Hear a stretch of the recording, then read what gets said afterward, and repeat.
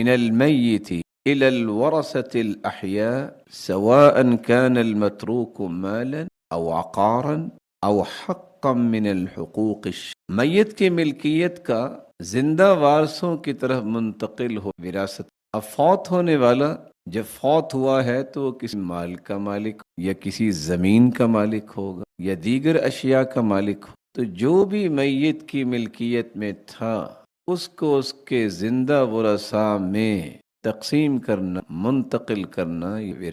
وراثت کے ساتھ ساتھ اس علم کو علم فرائض بھی کہا گیا۔ اس کے لیے فرائض کا لفظ بھی بولا جاتا ہے، اور فرائض یہ فرض یفرض فرضا، جس کا مطلب یہ ہے فرض کرنا، لازم کرنا، ضروری قرار دینا، خاص مقرر کرنا۔ اللہ تعالیٰ نے وراثت کی تقسیم کے متعلق آیات نازل کر دی ہیں، اور کچھ حصے کچھ لوگوں کے لیے فرض قرار دے، کوئی رد و بدل نہیں ہو سکتا، اسی کے مطابق تقسیم کرنے کو لازم قرار دے، اس میں کوئی کمی یا زیادتی نہیں کی جا سکتی، اور یہ حقوق لوگوں تک منتقل کرنا ضروری قرار دے دیا ہے، اور پھر ان اصول و ضوابط کو خاص کر دیا ہے جس میں ورثاء کے حصے مقرر ہیں، ان کو ان تک پہنچانا ضروری ہے، بلکہ قرآن مجید نے اسے حدود کا نام تلک، یہ اللہ تعالیٰ کی حدود ہیں، ان سے تجاوز، ان میں کمی نہیں ہو، ان میں من مانی سے کوئی اضافہ نہیں کیا جا سکتا، کسی کی محبت یا احترام میں آ کے ان حصوں کے اندر کوئی تغیر و تبدل نہیں ہو سکتا۔ اللہ ذو الجلال نے فیصلے کر کے قرآن کا حصہ بنا دیا ہے، اسی کو ہی ماننا پڑے، اسی کے مطابق ہی ان حصوں کی ایگزیکٹ، اور انہی حصوں کی روشنی میں ہی ہر ایک اس کا حق ملے گا، اور یہ طے شدہ بات ہے جو اللہ ذوالجلال نے حصے بیان کیے ہیں، دنیا کے قابل ترین لوگ سارے جمع ہو جائے، ایک اللہ کے فیصلے کا مقابلہ نہیں کر سکتے، کبھی بھی وہ تقسیم پیش ہی نہیں کر سکتے جو اللہ ذوالجلال نے پیش کی۔ اللہ ذوالجلال خالق، وہ زیادہ جانتے ہیں کہ کس کو کتنا حصہ ملے گا، اور اسی کے مطابق ہی اللہ ذوالجلال نے اس کو وحی بنا کر، عربی زبان میں فرائض جو کہ فریضۃ کی جمع ہے، فریضہ بھی میراث کو کہتے ہیں، کسی انسان کے ذمے لازم قرار دیا ہوا کام ہو یا مال ہو یا حصہ ہو، اس کو بھی فریضہ کہا ہے۔ تو گویا اللہ ذوالجلال نے انسانوں پر ایک ایسا فریضہ اور ایک ایسا فرض قائم کر دیا ہے، ایسا قانون اس کے لیے نازل کر دیا ہے جس کی روشنی میں اسے یہ تقسیم بجا لانی۔ اسی لیے علم میراث، علم وراثت اور علم الفرائض کہا جاتا ہے، اور علم الفرائض کا معنی بھی یہ ہے کہ وراثت کی شرعی تقسیم کے اصول و ضوابط کا علم۔ وراثت کی تعریف کے بعد یہ بات بھی جاننا ضروری ہے کہ اللہ ذوالجلال نے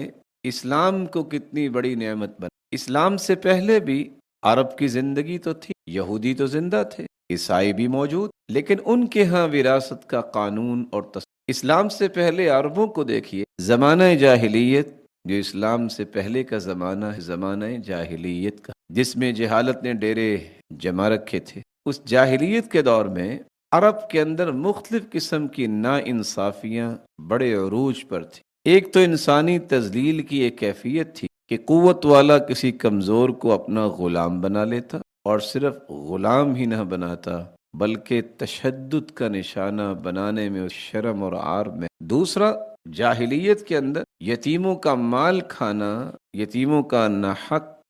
کا مال ناحق استعمال کر لینا، ہڑپ کر لینا، یہ جہاں رجحان عام تھا وہاں اس میں انہیں کوئی عیب محسوس۔ اور تیسرا، اس سے بڑھ کر عربوں کے اندر ایک عجیب کیفیت تھی کہ لڑکیوں کی پیدائش کو معیوب سمجھ، نفرت کا اظہار کر، بلکہ کسی کے گھر اگر کوئی بیٹی پیدا ہو جاتی تو اپنا منہ چھپاتے پھر کہ لوگ کیا کہیں گے۔ حالانکہ سوچنے کی بات ہے کہ تم اپنی بیٹی کی پیدائش پہ چھپا رہے ہو، تمہاری والدہ گرامی کی بیٹی، لیکن ظلم در ظلم یہ تھا کہ صرف اس کو عیب نہیں سمجھتے تھے، صرف نفرت کا اظہار نہیں کرتے تھے، اسے زندہ درگور کر دیا کرتے۔ اور چوتھا رویہ ان تینوں رویوں سے زیادہ سخت کہ عورت کے ساتھ انتہائی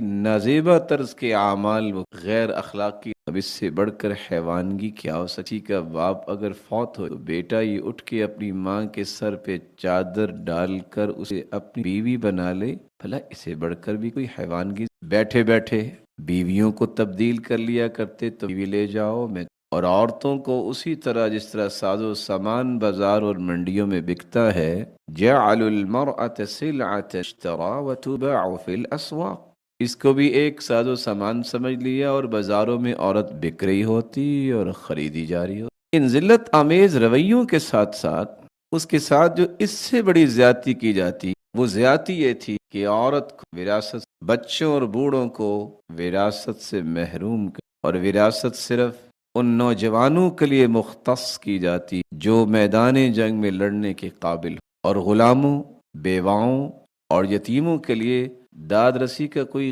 قانون ان کے پاس عربوں کے ساتھ ساتھ یہودیت اور عیسائیت کے اندر نظام وراثت کو دیکھیے، یہودیوں کا بھی وہی رویہ تھا، وراثت کا حقدار صرف وہ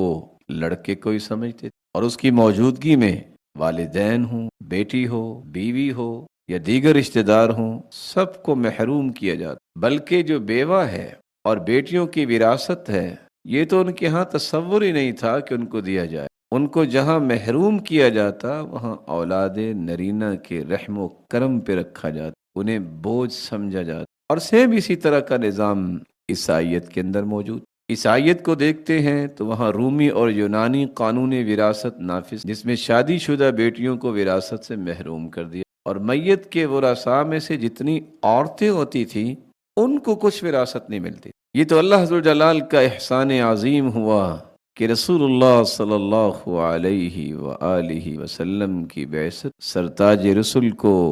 اللہ ذوالجلال نے آخری پیغمبر بنا کے بھیجا، اور ایسا خوبصورت دین جو ایک مکمل ضابطہ حیات ہے وہ دے کر بھیجا، جو انسانیت کے لیے ایک آفاقی ویژن لے کے آیا، ایک ایسا خوبصورت ہر انسان کے لیے تھیم لے کے آیا کہ جس کے مطابق زندگی گزارنے سے دنیاوی اور اخروی ساری راحتیں انسان کو میسر آ سکتی ہیں، شرط یہ ہے کہ اللہ اور اس کے رسول کی اطاعت میں فرق نہیں۔ دین اسلام نے جہاں زندگی کے دیگر کارنرز کو اس خوبصورت طریقے سے فل کیا کہ ہر ضرورت کو پورا کیا، وہاں وراثت کے متعلق بھی ہماگیر نظام پیش کیا، جس نظام کے اندر اسلام نے سب سے پہلے جاہلی رسومات اور قوانین سے بیزاری کا اظہار کیا، صرف بیزاری کا اظہار ہی نہیں کیا بلکہ ان ظالمانہ قوانین کو توڑ دیا اور دور کر دیا، اور پھر قرآن مجید کی روشنی جاہلیت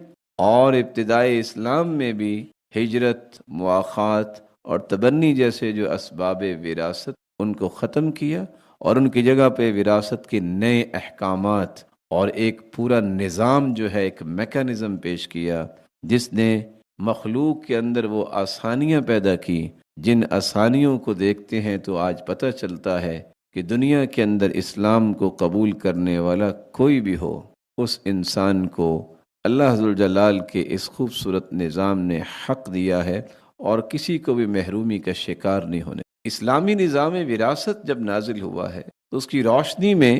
اپنے معاملات کو مرتب کرنے والوں میں کوئی مرد ہو یا عورت ہو، چھوٹا ہو یا بڑا ہو، کوئی قریبی رشتہ دار ہے یا دور کا رشتہ دار ہے، کسی کو بھی حقوق سے محروم نہیں، حقوق بھی دلوائے اور ہر قسم کے ظالمانہ رویے اور قوانین سے اس کو دور کر دیا، جس سے معاشروں کے اندر محبت اور الفت پیدا ہوئی، جس میں معاشروں کے اندر ایسی راحت اور سکون پیدا ہوا کہ ہر شخص اپنی پرکیف زندگی گزار رہا ہے اور اسے کسی قسم کی پریشانی نہیں۔ لیکن کب؟ جب وہ قرآن و سنت کی روشنی میں عمل کرتا ہے اور اس نظام کے مطابق اپنی وراثت، اسلام نے یہ جو خوبصورت نظام پیش کیا ہے، نظام وراثت، آخر اس کی حکمت کیا ہے؟ عربوں کے اندر جاہلیت میں اور یہودیوں اور عیسائیوں کے ہاں عورت کو محروم کر دیا جاتا تھا، بچوں اور بوڑھوں کو محروم کر دیا جاتا تھا، تو لوگ تو کہتے ہیں جس کی لاٹھی اس کی بھینس، جس کے پاس طاقت ہے اگر وہ کچھ لے لے تو کیا حرج ہے، جیسا کہ آج لوگ کہتے ہیں۔ ہاں،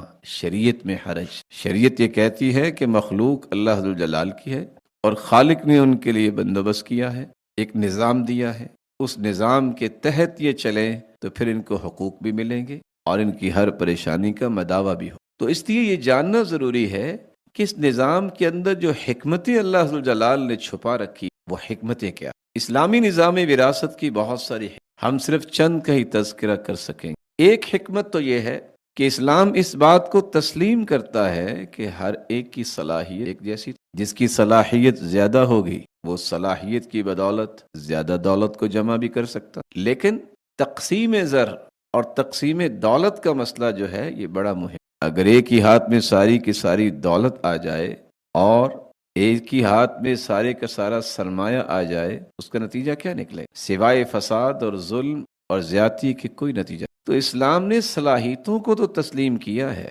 لیکن کسی کی حق تلفی کو پسند نہیں کیا۔ معاشرے کے اندر جب حق تلفی ہوتی ہے تو پھر معاشرے کے افراد میں کشیدگیاں بڑھتی، کشمکش پیدا ہوتی ہے۔ اسلامی نظام وراثت نے ان پریشانیوں کا حل پیش کیا کہ خاندان کے مختلف افراد ہیں، بیوی ہے، بچے ہیں، والدین ہیں، قریبی رشتہ دار ہیں۔ جس طرح زندگی میں سرمایہ دارانہ نظام کے تحت اس نے ظلم کیا ہے، تو ظاہر ہے اس نے دنیا سے جانا تو ہے۔ حق تو یہ تھا کہ یہ زندگی میں ہی ان کا خیال کرتا،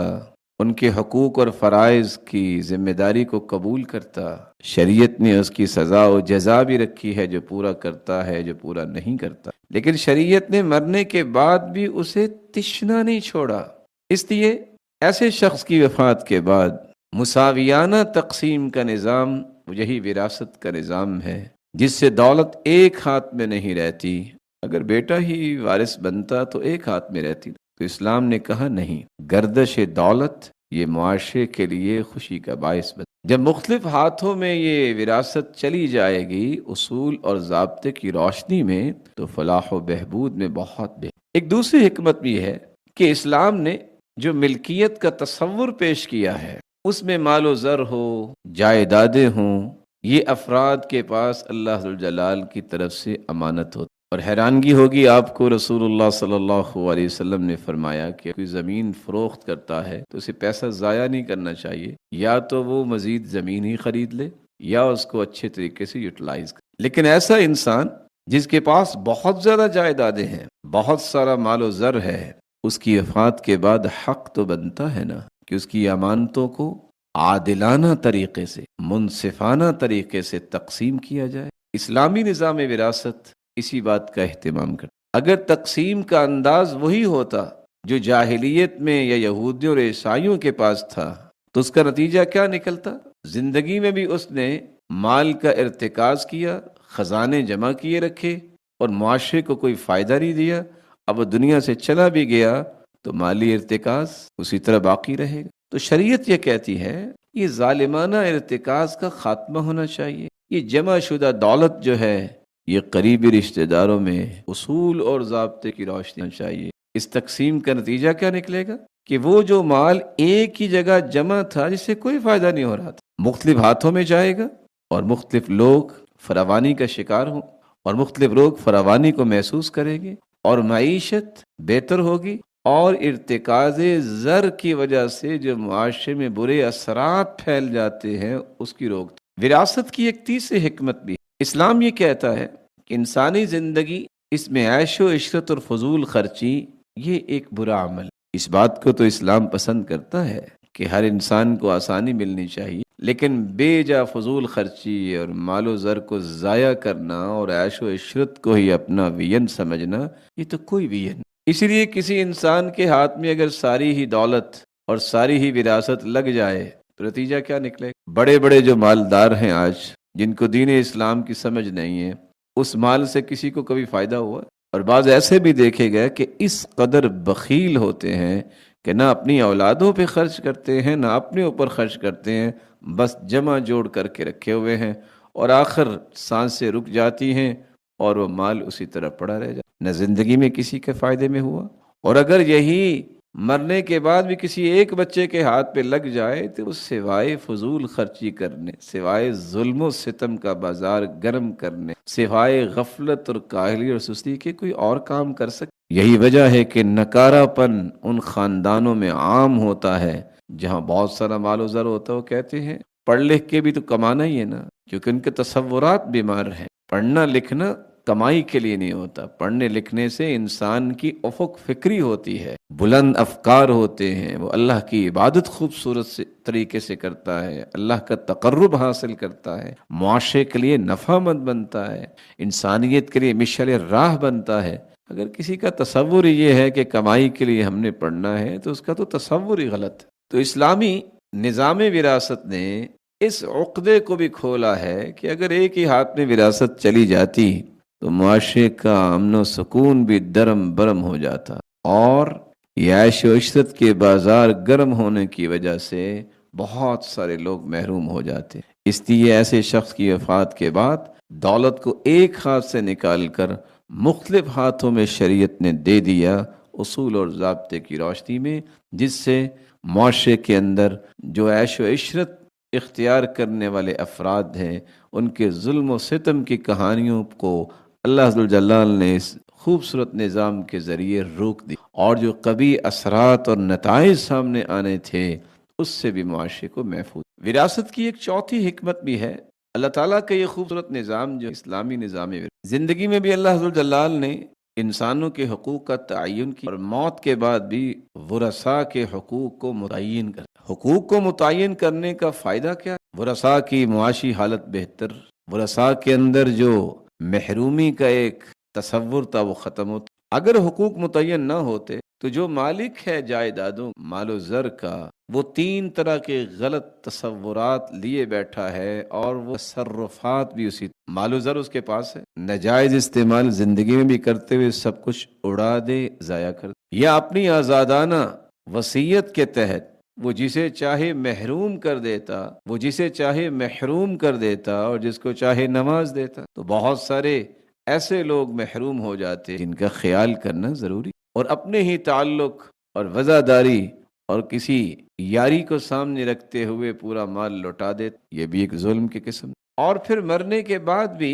اگر ایک ہی ہاتھ میں یہ وراثت چلی جاتی، نتائج تو معاشرے کے اندر امن اور سکون اور اسی طرح خیر خواہی کے جذبات ختم ہو جائیں، بلکہ تنازعات اور خاندان میں جھگڑے اور خاندانی افراد عدم تحفظ اور بد سکونی اور بے اطمینانی کا شکار ہو جاتے۔ اللہ ذوالجلال نے اسی لیے اس وراثت کے نظام کے تحت مختلف افراد کے حقوق کا تعین کر دیا ہے، اس سے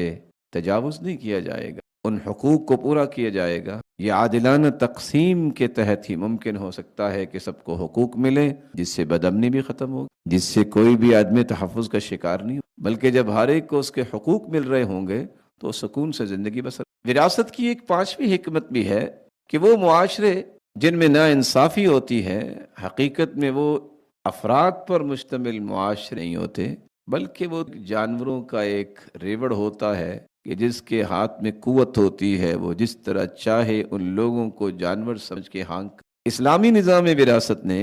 عادلانہ تقسیم پیش کر کے ایسے اصول، ایسے ضابطے دیے ہیں کہ تمام کے تمام ورثاء اس سے مستفید ہو، فائدہ لے سکیں اور سب کو اس کو ملے، کسی کے ساتھ ناانصافی کا کوئی رویہ پیش نہ ہو سکے، اور ناانصافی کے نتیجے میں جو قتل و غارت، جو خون ریزی اور جو برائیاں معاشرے میں رائج ہو جاتی ہیں، اس سے بچانے کے لیے اور پھر معاشرے کی سالمیت اور معیشت کو مستحکم بنانے کے لیے اگر کوئی خوبصورت رویہ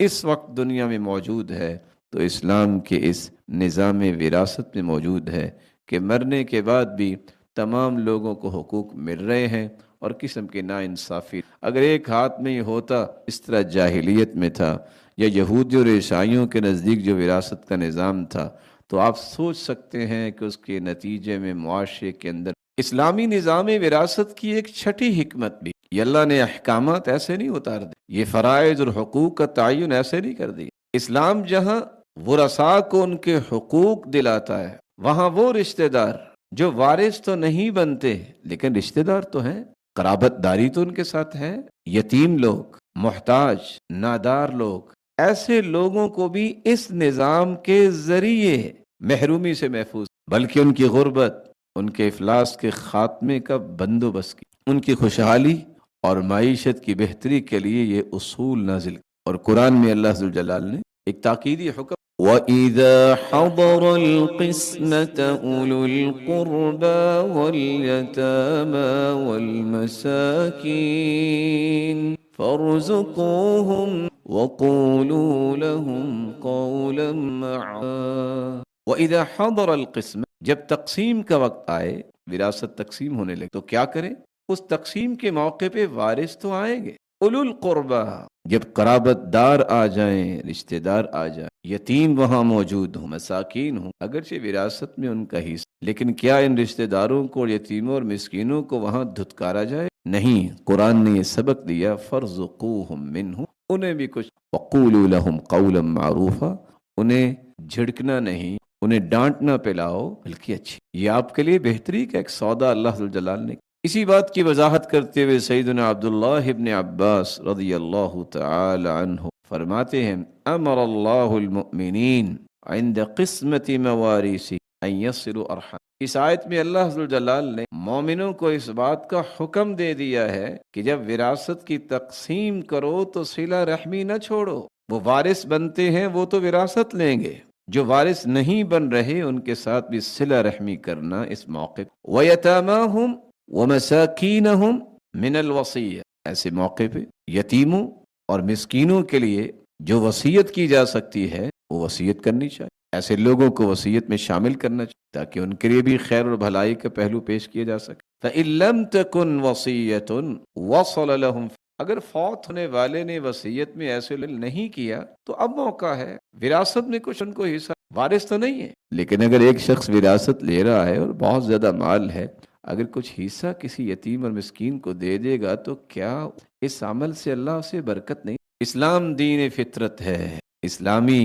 معیشت میں غربت اور افلاس کم کرنے کے لیے بہت سارے طریقے رائج، اگر غور کیا جائے تو اسلامی نظام وراثت نے غریب رشتہ داروں کو نوازنے کا یہ کتنا خوبصورت رویہ پیش کر، نداروں کی معاشی کفالت کو بہتر کرنے کے لیے ایک نظام دیا ہے، تو یہ بھی ایک نظام ہے کہ یہ وراثت، بلکہ ایسے طبقے کی معیشت کو بہتر کرنے کا ایک بہترین نظام اگر دنیا میں موجود ہے، اسلامی نظام میں ایک پانچویں حکمت بھی ہے جس کو آج دنیا ویسے ہی بھولتی جا رہی ہے، یہ جاگیردارانہ نظام جو جس نے انسانیت کو محرومیوں کا شکار کر دیا، اسلامی نظام وراثت جاگیردارانہ نظام کو بھی ختم کی، جائیدادوں کی حفاظت کا بھی بندوبست کیا ہے اور جائیداد کی اصلاح کا بھی جاگیردارانہ نظام کہ ایک شخص کے پاس اتنی زیادہ جاگیریں ہیں اور وہ ان جائیدادوں کو لے کے بیٹھا ہوا ہے، نہ اس کو صحیح طریقے سے یوٹیلائز کر، نہ اس میں کاشتکاری کر، نہ اس میں کوئی بزنس اس نے چلایا ہے، بس صرف ناموری ہے کہ اس کے پاس 500 ایکڑ ہے، اس کے پاس 2000 ایکڑ بیٹھا ہوا، نہ اسے صدقے کی توفیق، نہ وہ رشتہ داروں کے خیال کرتا۔ تو اسلام نے کتنا اچھا پہلو پہ کہ اگر یہ مرنے کے بعد بھی کسی ایک بندے کے ہاتھ میں یہ ساری جائیدادیں آ جاتی تو ظلم تو اسی طرح تسلسل کے ساتھ چل، تو اسلام نے ان بڑی جاگیروں کو تقسیم دیا اس ضابطے کی روشنی میں اور ایک ہاتھ کی بجائے مختلف ہاتھوں میں دے دیا، جس سے فائدہ کیا، ان جائیدادوں کا تحفظ کرنا آسان ہو جائے گا اور ان کی حفاظت کرنا آسان، ان کو زیادہ سے زیادہ نفع مند بنانے کے لیے ہر شخص کوشش کرے گا جس سے معیشت معاشرے کی بہتر ہو، اور صرف معیشت ہی نہیں بلکہ معاشرے کے اندر خوشیاں عام ہوں گی۔ جاگیردارانہ نظام میں ایک ہی شخص صبح و شام کھاتا پیتا ہے، باقی سب لوگ جو ہیں وہ لقمۃ العیش سے بھی محروم ہوتے ہیں۔ اس نظام وراثت جب مختلف ہاتھوں میں ان جاگیروں کو دے دیا اور اس کے اصول ضابطے دے دیے تو ایک نہیں دسیوں ایسے لوگ کس قدر خوشی محسوس کرتے ہیں، اور اس کے نتیجے میں یہ خوشی متعدی ہوتی ہے اور معاشرے کی ہر فرد تک بھی پہنچ سکتی ہے اگر ان جائیدادوں کو صحیح یوٹیلائز۔ اسلامی نظام وراثت کی ایک 8ویں حکمت بھی، ہر شخص کی یہ تمنا تو ہے کہ مثالی معاشرے نہیں چاہیے، جب تک سارے لوگوں کو آپ مستحکم نہیں کریں گے، جب تک لوگوں کے اندر باہمی محبت و الفت اخوت کے جذبات کو فروغ نہیں دیں گے، اس وقت تک مثالی معاشرے کی تشکیل، کسی بھی معاشرے کے سکون اور طمانینت کا باعث بنتی ہیں چیزیں تو یہی محبت، یہی الفت، یہی اخوت کے جذبات ہیں، اور یہ جذبات پیدا کب ہوتے ہیں؟ جب کسی کو محروم نہ کیا جائے، جب اخلاقی ناہمواری کا شکار معاشرہ نہ ہو۔ اگر یہ باہمی الفت کا عنصر غائب ہو جائے تو معاشرے کبھی بھی ناہمواری سے نہیں بچ سکتے۔ معاشرے کے اندر خوشیاں اس وقت جو معاشرے مثالی بنتے ہیں جن کے اندر احترام اور محبت اور اخلاق کے اور وزاداری کے رشتے قائم ہو، اور یہ رشتے اس وقت قائم ہوتے ہیں جب ہر ایک کو مستحکم کرنے کا کوئی طور طریقہ متعین کیا جائے۔ شریعت نے اسلامی نظام وراثت کے ذریعے یہی پیغام دیا ہے کہ اگر ایک ہاتھ میں سارا مال ہے تو پھر مثالی معاشرہ تو نہ ہوا، پھر تو وہی بات ہوئی جس کے ہاتھ میں لاٹھی کی بھینس۔ اسی لیے اس کو آگے منتقل کرتے وقت بھی اس نظام کو اللہ عز و جلال نے توڑ دیا کہ اگر مرنے کے بعد بھی اس کے کسی ایک بچے کے ہاتھ میں آ جاتا تو اسی طرح جاری رہتا۔ اس لیے مختلف ہاتھوں میں دیا، ہر ایک کی معیشت کو مستحکم بنانے کا ایک طریقہ پیش کر دیا کہ جب یہ مستحکم ہوں گے تو سارے کے سارے خوشیوں سے اپنی زندگی انجوائے کر، اللہ تعالیٰ کی عبادت کر رہے ہوں، ایک دوسرے کی خیر خواہی کر رہے ہوں، ایک دوسرے کے کام آنے کے لیے تڑپ ان کے اندر ہو، ان کے اندر یہ شوق اور ذوق ہوگا کہ میں کسی کے ساتھ کیسے نہیں۔ جب انسان کے ہاتھ میں کچھ نہیں ہوگا تو خواہشات ہونے کے باوجود وہ نیکی کیا کرے گا؟ فاقد الشیء لا یعطی، جس کی جیب خالی ہو کی جیب تو نہیں بھرا کرتا۔ اسلامی نظام وراثت کی ایک نومی حکمت بھی ہے جس کو آج معاشرہ سمجھنے سے قاصر۔ معاشرے کے افراد پریشان کی جب معاشرے کے اندر چوری، ڈاکہ، لوٹ مار اور غصب کے کیس بے تحاشا، یہ ساری کی ساری سماجی اور معاشرتی برائیاں جس معاشرے میں آ جائے وہاں خون ریزی، وہاں قتل و غارت عام ہوتی ہے، وہاں لوگوں کے اندر خوف جو ہے وہ براجمان ہو جاتا ہے، وہاں لوگوں کے اندر عدم تحفظ کی فضا ایسی قائم ہوتی کہ لوگ ڈپریشن کا شکار ہوتے، لوگ کس قدر بیماریوں میں چلے جاتے